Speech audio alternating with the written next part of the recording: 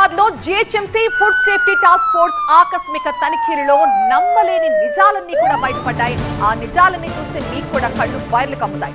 Zepto, Amazon Fresh, Instamart, Blinkit, Big Basket, Swiggy, జొమాటోలతో పాటుగా online food delivery కంపెనీలపై దాడులు చేశారు అధికారులు. కాలం చెల్లిన ఆహార పదార్థాలు, సరుకులని అమ్ముతున్నారంటూ పెద్ద ఎత్తున జిహెచ్ఎంసీకి ఫిర్యాదు రావడంతో ఈ సోదాలు చేపట్టింది ఫుడ్ సేఫ్టీ టాస్క్ ఫోర్స్. ఈ తనిఖీల్లో ప్రజల ఫిర్యాదులు నిజమేని తేలింది. చాలా కేంద్రాల్లో గడువు ముగిసిన ప్రొడక్ట్స్ ని గుర్తించారు అధికారులు. FSSAI నిబంధనలకి విరుద్ధంగా ఫుడ్ డెలివరీ సెంటర్స్ నిర్వహిస్తున్నట్టుగా గుర్తించారు.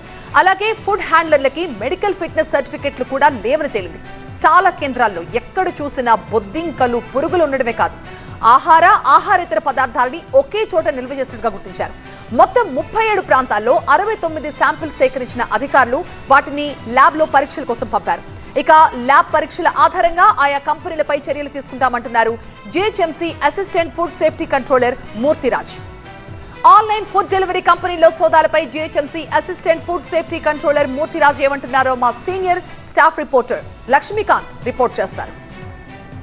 మూర్తిరాజ్ మనతో ఉన్నారు. మూర్తిరాజ్ గారు, ఎలాంటి లోపాలు కానీ ఎలాంటి దాంట్లో తనిఖీల్లో అంటే FSSAI నామ్స్కి విరుద్ధంగా ఐడెంటిఫై చేసినారు మీరు?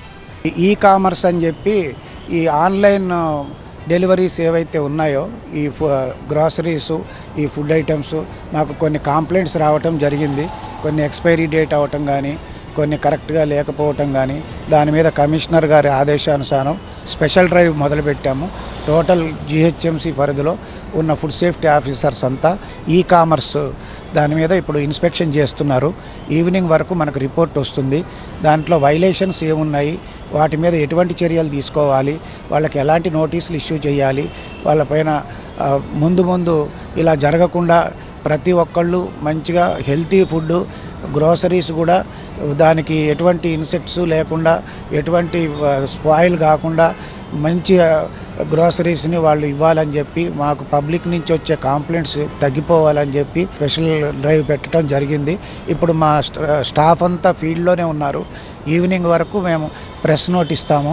ఫొటోసు, వీడియోసు అన్నీ మేము కలెక్ట్ చేసుకొని ఎక్కడైతే ఏవైతే మాకు లోపాలు కనబడినాయో అది డిస్ట్రిబ్యూషన్ సెంటర్సు, సప్లై సెంటర్సు, తర్వాత వాళ్ళు ఇప్పుడు ఈ బిగ్ బాస్కెట్ లాంటివి, ఈ జొమాటోలో చేసిన ఆన్లైన్లో వచ్చే ప్రతిదీ ఒకటని కాదు. ఏ కంపెనీస్కి సంబంధించిన వాటిపైన చూస్తున్నారు సార్? అంటే జనరల్గా జొమాటో, బిగ్ బాస్కెట్లతో పాటు ఇంకా ఏ కంపెనీలు ఉన్నాయి? ఫ్లిప్కార్ట్ అని చెప్పి ఇటువంటి చాలా ఉన్నాయండి మా దగ్గర. అటువంటి ఒక లిస్ట్ ఉంది మా దగ్గర. ఆ లిస్టు ప్రకారంగా మేము చేస్తున్నాం. మూర్తిరాజ్ గారు, ఇప్పుడు దాంట్లో లోపాలను మీరు ఐడెంటిఫై చేస్తారు, మీరు దానిపైన ఎలాంటి చర్యలు తీసుకుంటారు? ఒకవేళ అందులో మనకి స్పాట్ టెస్ట్లో అక్కడ చేసి స్పాట్ టెస్ట్ కానీ లేకపోతే అక్కడ తీసే శాంపుల్స్ కానీ అందులో వైలేషన్స్ వస్తే ఇమీడియట్గా నోటీస్ ఇష్యూ చేయడం జరుగుతుందండి. నోటీస్ ఇష్యూ చేసిన తర్వాత వాళ్ళు రెక్టిఫికేషన్ నోటీస్ అని ఒకటి, షోకాజ్ నోటీస్ అని ఒకటి ఉంటుంది. ఆ నోటీసెస్ ప్రకారంగా వాళ్ళు దాన్ని మళ్ళీ రిపీటెడ్గా ఆ వైలేషను, ఆ తప్పు వాళ్ళు చేయకుండా వాళ్ళు జాగ్రత్త పడాలి. పబ్లిక్ నుంచి మాకు వచ్చే కంప్లైంట్స్ని బట్టి అప్పుడు మేము ఎటువంటి చర్య తీసుకోవాలి. దీంట్లో శాంపుల్స్లో కూడా అందులో 3 రకాల వైలేషన్స్ ఉంటాయండి. కొన్ని ఏమో మిస్బ్రాండెడ్ అంటారు, కొన్ని సబ్స్టాండర్డ్ అంటారు, కొన్నిటిని అన్సేఫ్ అంటారు. వీటి మీద అన్సేఫ్ అని వచ్చిన వాటికి శాంపుల్స్కి మన ఫస్ట్ మెట్రోపాలిటన్ మెజిస్ట్రేట్ కోర్టులో వాళ్ళ ఛార్జ్షీట్ ఫైల్ చేయడం జరుగుతుంది. వాళ్ళ మీద ఫైను ప్లస్ ఇంప్రిజన్మెంట్, జైలు శిక్ష కూడా ఉంటుంది. స్పెషల్ డ్రైవ్లో మొత్తం కూడా తనిఖీలు చేసి శాంపిల్స్ సేకరించి food safety lab, Telangana Nacharam lab పంపిస్తారు. అక్కడ అన్సేఫ్ అని వచ్చినా లేకపోతే సబ్స్టాండర్డ్ అని వచ్చినా దాన్ని బట్టి జరిమానా, శిక్షలు విధించే అవకాశం ఉంటుందని చెప్తున్నారు ఇక్కడ ఫుడ్ సేఫ్టీ అధికారులు. కెమెరా పర్సన్ ప్రసాద్తో లక్ష్మీకాంత్, TV9 హైదరాబాద్.